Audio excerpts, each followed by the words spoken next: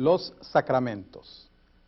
En un principio, la palabra latina que se usaba para definir todo acto sagrado era mysterium, que en español se traduce como misterio, lo cual quiere decir algo inaccesible o inexplicable a la razón. Más adelante se cambió al término a sacramentum, el cual tiene dos significados. Por un lado quería decir un juramento militar de obediencia administrado por el comandante, y por el otro lado, en el aspecto religioso, era algo puesto aparte como sagrado, porque era algo dedicado a Dios y al culto divino. Aunque el nombre original fue cambiado, el concepto de misterio sigue vigente a la par del concepto de un acto sagrado que tiene que ver con Dios. Querer entender el significado de la palabra sacramento de acuerdo a la razón humana es imposible, porque sigue siendo un misterio cómo es que la gracia de Dios puede ser impartida por medio de un acto, en el cual un elemento terrenal unido a la palabra de promesa ofrece, da y sella el don de Dios, que es el perdón de los pecados que Cristo logró. En el Catecismo Menor se da la siguiente definición. Sacramento es un acto sagrado ordenado por Dios, en el cual Dios mismo ha unido su palabra de promesa a un elemento visible, y por medio de este acto sagrado Dios nos ofrece, da y sella el perdón de los pecados que Cristo logró. De acuerdo a esta definición y por el testimonio de la Sagrada Escritura, nuestra Iglesia reconoce la existencia de dos sacramentos, el Santo Bautismo y la Cena del Señor o Santa Cena. En esta lección estudiaremos el sacramento del Santo Bautismo y dejaremos para la próxima el sacramento de la Santa Cena. Según la definición que hemos mencionado, entendemos que el ser bautizado no es un acto electivo de las personas, sino algo que pertenece a la esfera de la obediencia gozosa, o sea que una persona que llega a la fe en Cristo querrá, por amor a su Señor, hacer todo lo posible por agradar a Dios. Por lo tanto, acatará los mandamientos en una actitud voluntaria pero firme, sin llegar a considerar el sacramento como una ordenanza de la ley, sino como un acto de la gracia de Dios. En este espíritu de obediencia, el creyente también querrá hacer partícipes del beneficio a quienes Dios haya puesto bajo su cuidado y protección. Para poder distinguir correctamente el significado de ordenanza y sacramento, tenemos que entender la definición de ordenanza como un concepto de preceptos, reglamentos o ceremoniales que no encierran obligación alguna para la conciencia. El término sacramento tiene una connotación que abarca el ser integral de la persona humana. En el sacramento hay una relación muy íntima entre el carácter espiritual y el carácter material, en la cual la participación de la palabra de promesa de Dios es el elemento que hace la diferencia.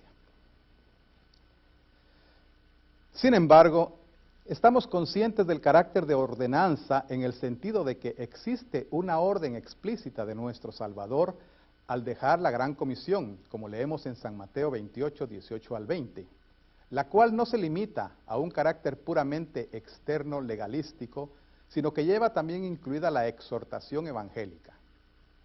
Las palabras de Jesús no se pueden tomar de otra manera sino como un mandato, pero un mandato en el cual hay implícitas tres actividades principales: hacer discípulos por medio de la evangelización, bautizar en el nombre del Dios Trino e instruir a los creyentes en la palabra del Evangelio.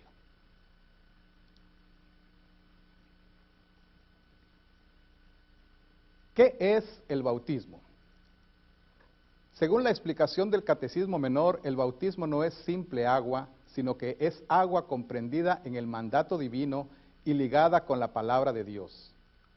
El mandato divino, como hemos dicho antes, está basado en las palabras de nuestro Salvador Jesucristo en Mateo 28, 18 y 19.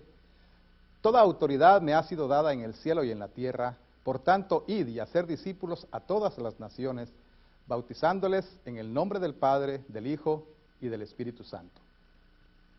La promesa se encuentra en las palabras del mismo Señor Jesús en Marcos 16:16. El que cree y es bautizado será salvo. Desde el punto de vista práctico, el bautismo es la puerta de entrada a la gracia de Dios, para quienes es administrado en la infancia. Y es el sello personal de la seguridad de ser hijos de Dios y herederos del reino eterno, para quienes han llegado a la fe por medio de la predicación del Evangelio. Según hemos visto, el bautismo cristiano fue instituido por Jesucristo al dejar a sus discípulos la gran comisión. Aunque anteriormente se acostumbraba el bautismo como señal de arrepentimiento, como se puede ver en el ministerio de Juan el Bautista, y del cual nos da testimonio la Escritura en San Mateo 3, 1 al 17, San Marcos 1, 1 al 11, San Juan 1, 19 al 34. En algunos círculos cristianos se dice que puesto que Jesús fue bautizado a la edad de 30 años, los seguidores de él deberíamos de hacerlo de esta manera. Sin embargo, el bautismo de Juan no es el bautismo cristiano que fue instituido por nuestro Señor momentos antes de su ascensión al cielo. El bautismo de Juan era una forma de mostrar arrepentimiento por los pecados y obediencia. La gente se dejaba bautizar en preparación para recibir al Cordero de Dios que quita el pecado del mundo. Aunque Juan se negaba a bautizar a Jesús porque decía, yo necesito ser bautizado por ti, Jesús le convenció al decirle, permítelo por ahora porque así nos conviene cumplir toda justicia. Jesús permitió ser bautizado por Juan porque su obra redentora estaba íntimamente relacionada con su identificación con los pecadores. Cristo aceptó esta identificación en juicio y renovación con los pecadores al permitir ser bautizado por Juan y al tomar nuestro lugar en medio de dos ladrones en la cruz. La Biblia no dice que Jesús personalmente haya bautizado a alguna persona, aunque en San Juan 3:22 se menciona que Jesús bautizaba en la tierra de Judea, en 4:2 se aclara que quienes bautizaban eran sus discípulos. Este detalle no debe tomarse como base para elaborar alguna enseñanza extraña, sino para entender que Dios, en su inmensa sabiduría y misericordia, no dio lugar para que en la iglesia primitiva se diera un grado jerárquico al bautismo, solamente porque algunos habrían sido bautizados directamente por el Señor Jesús y otros solo habrían sido bautizados por los apóstoles y otros discípulos. De todas maneras, el bautismo cristiano no fue instituido por Cristo, sino hasta los momentos previos a su ascensión al cielo. El libro de los Hechos de los Apóstoles se encuentra plagado de relatos en los cuales podemos ver cómo los apóstoles y otros discípulos cumplían el mandato del Señor, y es evidente que a la par de la predicación del Evangelio, también iba la administración del bautismo. Es más, el llamado del apóstol Pedro era generalmente arrepentíos y sed bautizados. Aún el apóstol Pablo, quien sostenía que su misión era principalmente la de evangelizar antes que la de bautizar, en todas sus epístolas enseña tanto la necesidad como la eficacia del bautismo. Prueba de él lo podemos leer en Romanos 6, 3, 4, Gálatas 3, 27, Tito 3, 4, 7, etc. En la iglesia cristiana hay algunos grupos que rechazan el bautismo como un medio de gracia porque lo consideran como una mera ceremonia que no encierra obligación alguna para la conciencia. Algunos teólogos racionalistas modernos, aunque admiten que el bautizar era una práctica común en la iglesia primitiva cristiana, niegan la institución divina del bautismo porque lo ven solamente como un rito eclesiástico.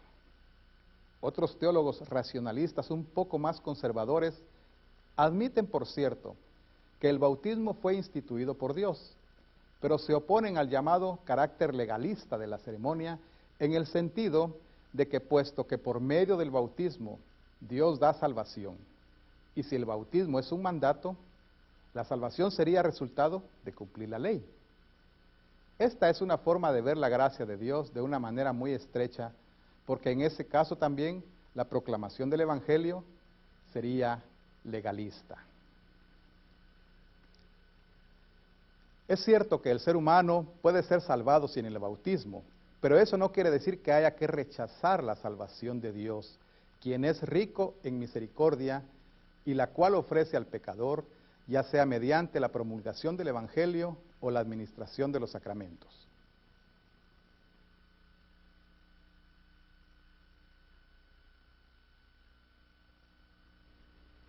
El bautismo es acción de Dios. Siendo el bautismo un acto de la gracia de Dios, la eficacia del mismo depende única y exclusivamente de la palabra de promesa. Ni la calidad del elemento terrenal, ni la investidura de quien administra, ni el mérito de quien lo recibe, son factores de los cuales dependa tanto el valor como el beneficio en el santo bautismo. La acción es de Dios. El poder está en la palabra y el beneficio es ofrecido mediante la fe, la cual es también un don de Dios. Por medio del bautismo, Dios ofrece y da el perdón de los pecados. Arrepentíos y bautícese cada uno de vosotros en el nombre de Jesucristo para perdón de los pecados y recibiréis el don del Espíritu Santo, dice el apóstol Pedro en Hechos 2:38. Por medio del bautismo, Dios rescata de la muerte y del diablo.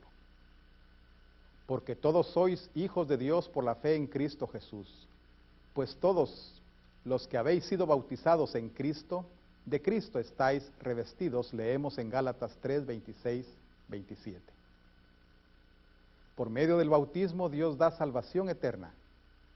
Nos salvó no por obras de justicia que nosotros hubiéramos hecho, sino por su misericordia, por el lavamiento de la regeneración y por la renovación en el Espíritu Santo. Leemos en Tito 3:5. El bautismo no es un acto mecánico. Dios obra el perdón, rescata de la muerte y del diablo y da la eterna salvación mediante la aplicación de agua ligada a la palabra de promesa y recibida por la fe. El poder reside en la palabra, sin la cual el agua es simple agua, y el beneficio se recibe mediante la fe, sin la cual el bautismo se convierte en un simple acto mecánico, ceremonia externa o rito eclesiástico. El poder del bautismo no es determinado por la ceremonia en sí, sino por la combinación de los elementos que hemos mencionado. El simple hecho de aplicar agua como parte de un ritual no es el bautismo cristiano. Por eso es muy importante que una persona, antes de ser bautizada, sea enseñada en las partes principales de la fe cristiana. Y en el caso de los niños pequeños, los padres serán instruidos y al niño se le irá enseñando conforme vaya creciendo. Llegando al punto de la acción de bautizar, es bueno saber el significado de la palabra. Siendo de origen griego, tiene más de un significado. En español, bautizar quiere decir tanto lavar como rociar, sumergir, derramar. Por lo tanto, no hay instrucción en la Biblia en cuanto a la forma de aplicar el agua, aunque sí se especifica que no puede usarse otro líquido aparte del agua. San Juan 3:23 dice que Juan también bautizaba en Enón, junto a Salim, porque allí había mucha agua, y muchos venían y eran bautizados. Hechos 8:36 nos relata que mientras iban por el camino, llegaron a donde había agua, y el eunuco dijo: he aquí hay agua, ¿qué impide que yo sea bautizado? O sea, que mientras que el modo de aplicar el agua no es lo importante, sino el uso de agua en unión con la palabra de Dios, el agua, por lo tanto, no debe sustituirse con ningún otro elemento. El bautismo es para toda la vida. Algo muy importante que se debe saber es que mientras que el uso frecuente del sacramento del altar es altamente recomendado, el bautismo debe administrarse una sola vez en la vida de una persona, puesto que es el medio de entrada al reino de Dios. Por lo tanto, no se bautiza de nuevo a una persona que ha sido bautizada en una congregación cristiana si por un motivo u otro desea trasladar su membresía a otra congregación cristiana. En este sentido, es bueno saber cuál es la posición de la iglesia en la cual hemos sido bautizados o planeamos ser bautizados, sea nosotros o quienes están bajo nuestra responsabilidad.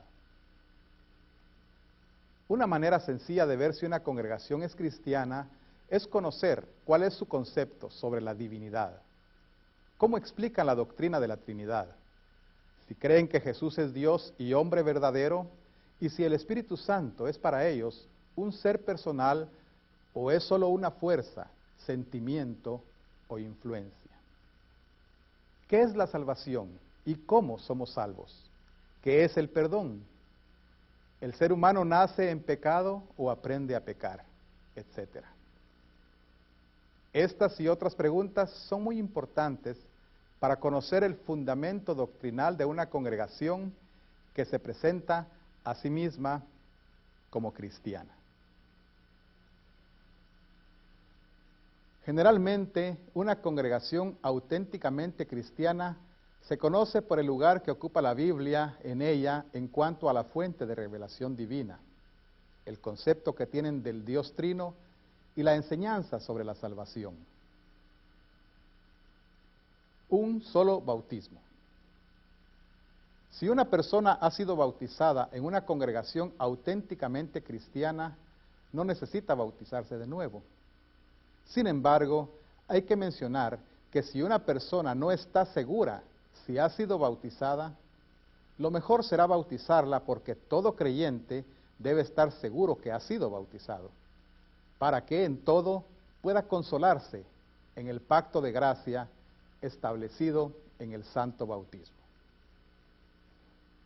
Todo el que no esté seguro de que ha sido bautizado o no, debe ser bautizado. Pero esto no debe considerarse como un segundo bautismo o como repetición del bautismo, ya que un bautismo dudoso no es realmente un bautismo. Unas palabras finales en cuanto al uso de la fórmula bautismal. No hay una fórmula fija en la iglesia cristiana y algunos, como los luteranos y los católicos romanos, usan esta fórmula. Yo te bautizo en el nombre del Padre y del Hijo y del Espíritu Santo. La Iglesia Ortodoxa griega usa la siguiente fórmula. Este siervo es bautizado en el nombre del Padre y del Hijo y del Espíritu Santo. Otras iglesias cristianas dicen, yo te bautizo en el nombre de la Santísima Trinidad. Lo importante es conocer el significado de las palabras, es decir, qué se está diciendo cuando dicen la palabra Padre y qué quiere decir cuando dicen del Hijo y qué quiere decir cuando dicen y del Espíritu Santo. El significado del bautismo en la vida diaria. El apóstol Pablo dice en Romanos 6:4, porque somos sepultados juntamente con Él para muerte por el bautismo, a fin de que como Cristo resucitó de los muertos por la gloria del Padre, así también nosotros andemos en vida nueva. Esto significa, dice la explicación del catecismo, que el viejo Adán en nosotros debe ser ahogado por pesar y arrepentimiento diarios, y que debe morir con todos sus pecados y malos deseos. En otras palabras, el viejo Adán es nuestra naturaleza corrompida y mala que heredamos por causa de la caída de Adán en pecado. O sea, dicho en otras palabras más simples, el viejo Adán es la natural inclinación del ser humano a hacer lo contrario a lo que es la voluntad de Dios.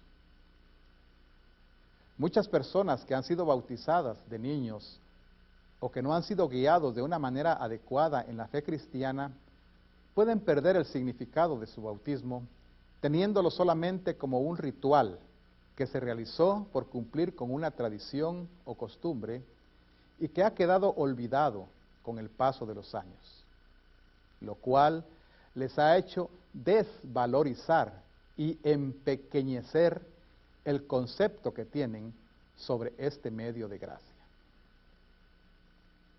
Es común escuchar decir de una manera muy sin cuidado, vamos a echarle agua al niño, cuando se refiere al hecho de la administración del sacramento del santo bautismo a un miembro de la familia que aún está en sus años infantiles. Más adelante, en un momento de su vida juvenil o adulta, estas personas escuchan la palabra del Evangelio y su fe bautismal es renacido por la obra del Espíritu Santo.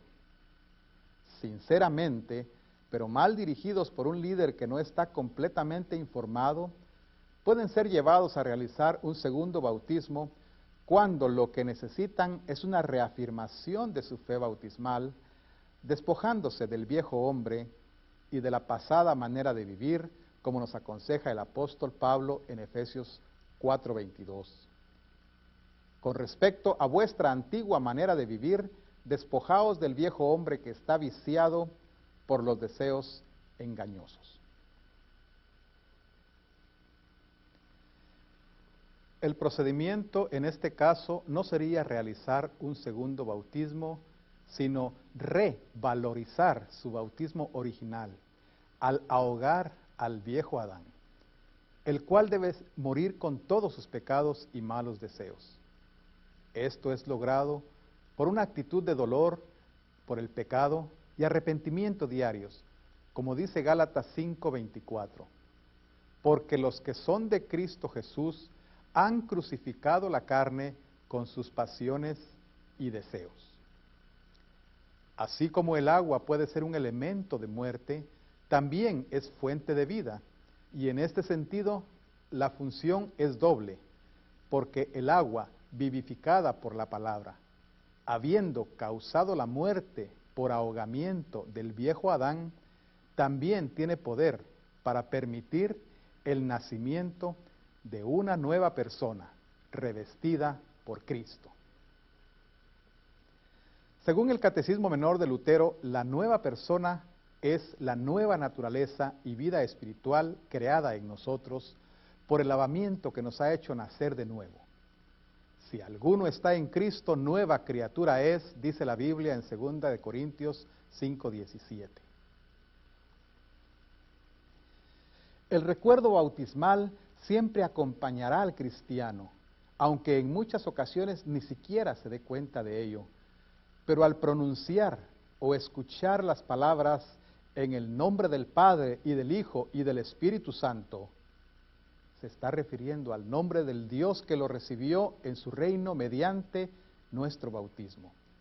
Y al repetir estas palabras recordamos, proclamamos y confesamos ante el cielo, la tierra y el infierno, todo lo que Dios, la Santa Trinidad, nos ha dado en nuestro bautismo.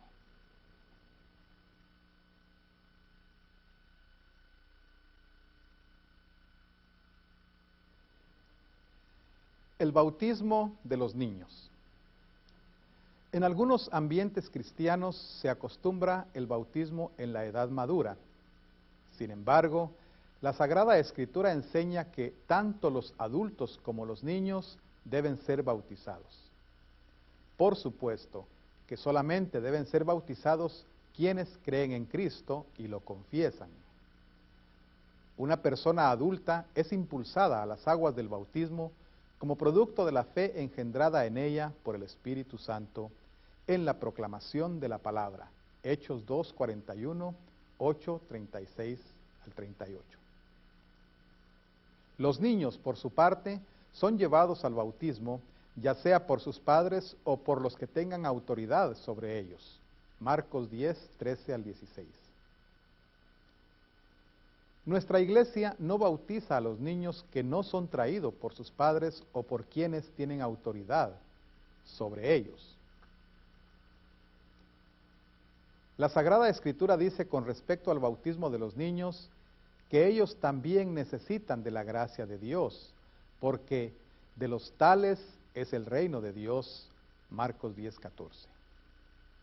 Los niños nacen en pecado, como lo expresa el salmista en Salmo 51, 5. He aquí en maldad he nacido y en pecado me concibió mi madre. Jesús confirma esta verdad al hablar a Nicodemo estas palabras. De cierto te digo que a menos que uno nazca de agua y del Espíritu, no puede entrar en el reino de Dios. Lo que ha nacido de la carne, carne es, y lo que ha nacido del Espíritu, Espíritu es. Todo ser humano necesita nacer de agua y del Espíritu para entrar en el reino de Dios. Y esto no tiene nada que ver con la edad cronológica de la persona. La regeneración es obrada por efecto del Espíritu de Dios, lo cual también propicia la salvación. Y esto no por el mérito del ser humano. En esta manera de pensar, los niños también necesitan ser regenerados y traídos al reino de Cristo. Ver Tito 3, 5 a 6, Primera de Pedro 3, 21, Colosenses 2, 11 y 12. Para quienes argumentan que en la Biblia no se menciona el bautismo de los niños, en diferentes partes la Escritura nos relata que en la iglesia cristiana primitiva los creyentes eran bautizados con toda su casa. Primera de Corintios 1:16, Hechos 11:14, 16, 15, 33. Siendo la administración del bautismo algo que se sobreentendía, no había necesidad de especificar que en la expresión toda su casa hubiera también niños pequeñitos. De todas maneras, en Colosenses 2, 11 y 12 se nos dice que en el Nuevo Testamento el bautismo tomó el lugar de la circuncisión, la cual era administrada a los niños varones al 8º día de haber nacido. La diferencia con el bautismo es que en este era administrado por igual, sin hacer diferencia por causa del sexo de la persona.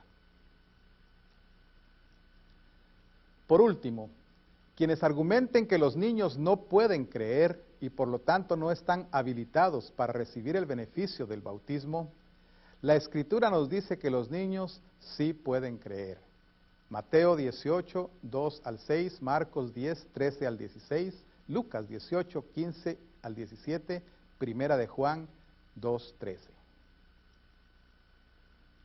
Partiendo de la base de que el bautismo es un medio por el cual la gracia de Dios es derramada en la persona sin mérito alguno y en el cual la eficacia está basada en la palabra de promesa, a continuación se dan algunas razones básicas por las cuales nuestra iglesia confiesa, enseña y practica el bautismo de los niños.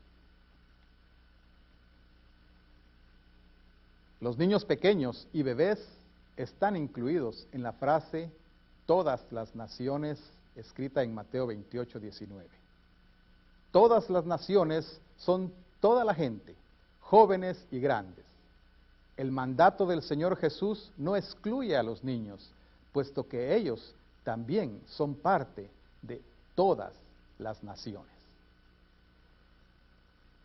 Anteriormente mencionábamos que los apóstoles bautizaban a familias enteras. No es posible pensar que, por ejemplo, en la casa de Lidia, quien fue bautizada con su familia, según el relato de Hechos capítulo 16, no hubieran niños pequeños, o que no hubieran niños en la casa de Crispo, el principal de la sinagoga en Corinto, quien habiendo oído el evangelio de labios del apóstol Pablo, creyó y fue bautizado con toda su casa. Jesús especialmente invita a los niños pequeños a venir a Él. En Marcos 10, 13 al 15, Jesús se indigna con sus discípulos porque ellos reprenden a las personas que traían a sus niños con él. Dejad a los niños venir a mí y no se les impidáis, porque de los tales es el reino de Dios. Jesús quiere que los padres de familia traigan a sus niños a él.